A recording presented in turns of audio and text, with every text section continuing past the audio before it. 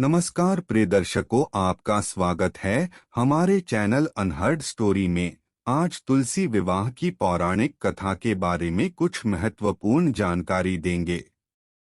चलिए शुरू करते हैं। तुलसी विवाह। एक बार शिव ने अपने तेज को समुद्र में फेंक दिया था। उससे एक महातेजस्वी बालक ने जन्म लिया।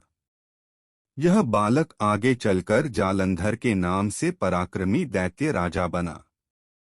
इसकी राजधानी का नाम जालंधर नगरी था। दैत्यराज कालनेमी की कन्या वृंदा का विवाह जालंधर से हुआ। जालंधर महाराक्षस था।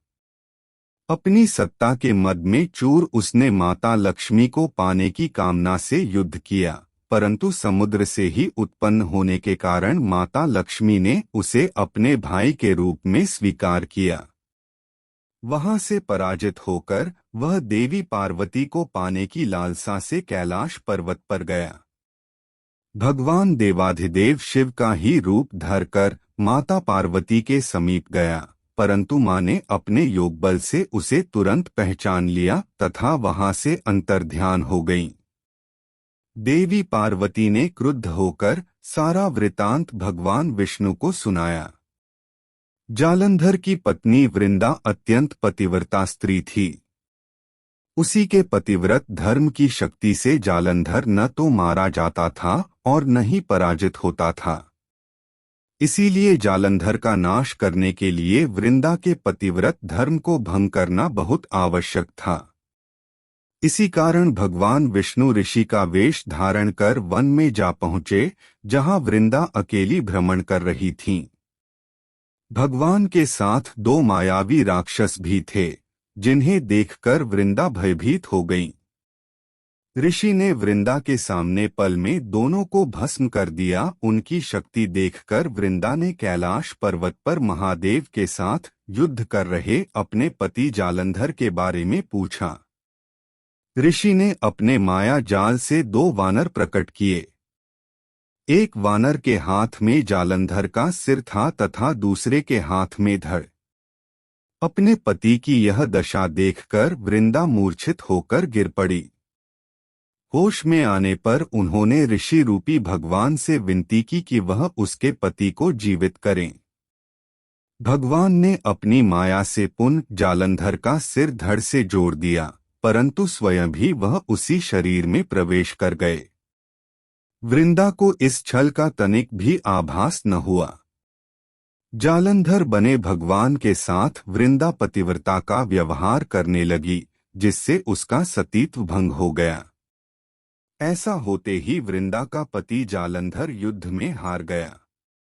इस सारी लीला का जब वृंदा को पता चला तो उसने क्रुद्ध होकर भगवान विष्णु को हृदयहीन शिला होने का श्राप दे दिया।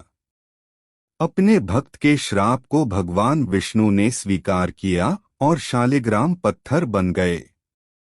सृष्टि के पालनकर्ता के पत्थर बन जाने से ब्रह्मांड में असंतुलन की स्थिति हो गई। यह देखकर सभी देवी देवताओं ने वृंदा से प्रार्थना की वह भगवान विष्णु को श्राप मुक्त कर दे।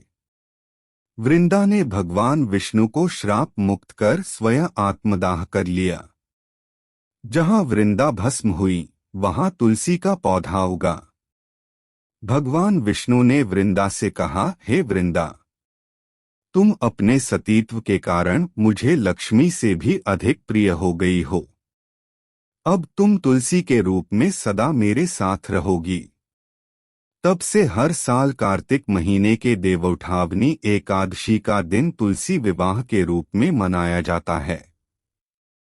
जो मनुष्य भी मेरे शालिग्राम रूप के साथ तुलसी का विवाह करेगा, उसे इस लोक और परलोक में विपुल यश प्राप्त होगा।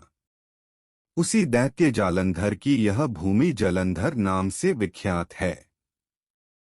सती वृंदा का मंदिर मोहल्ला कोट किशनचंद में स्थित है। कहते हैं कि इस स्थान पर एक प्राचीन गुफा भी थी जो सीधी हरिद्वार तक जाती थी। सच्चे मन से 40 दिन तक सती वृंदा देवी के मंदिर में पूजा करने से सभी मनोरथ पूर्ण होते हैं। जिस घर में तुलसी होती है, वहां यम के दूत भी असमय नहीं जा सकते। मृत्यु के समय जिसके प्राण मंजरी रहित तुलसी और गंगा जल मुख में रखकर निकल जाते हैं, वह पापों से मुक्त होकर वैकुंठ धाम को प्राप्त होता है। जो मनुष्य तुलसी व आंवलों की छाया में अपने पितरों का श्राद्ध करता है, उसके पितर मोक्ष को प्राप्त हो जाते हैं। एक कथा यह भी माना जाता है कि असुर के साथ हुआ था तुलसी का विवाह। ऐसा कहा जाता है कि पूर्वजन्म में तुलसी राक्षस कुल में जन्मी थीं। उनका नाम वृंदा था, जो भगवान विष्णु की परम भक्त थी। वृंदा का विवाह दानव राज जलंधर से हुआ। जब जलंधर देवताओं से युद्ध कर रहा था, तो वृंदा पूजा में बैठकर पति की जीत के लिए अनुष्ठान करने लगी। व्रत के प्रभाव से जलंधर हार नहीं रहा था। सारे देवता विष्णु जी के पास मदद के लिए पहुंचे और इस समस्या को हल करने की प्रार्थना की। तब भगवान विष्णु ने जलंधर का रूप धरा और वृंदा के महल में पहुंच गए। वृंदा ने अपने पति को देखा तो तुरंत पूजा से उठ गई। वृंदा का संकल्प टूटते ही देवताओं ने जलंधर को मार दिया। इस पर वृंदा ने कुपित होकर भगवान को श्राप दे दिया कि वे पत्थर के हो जाएं। सभी देवताओं में हाहाकार मच गया। प्रार्थना के बाद वृंदा ने अपना श्राप वापस ले लिया और सती हो गईं।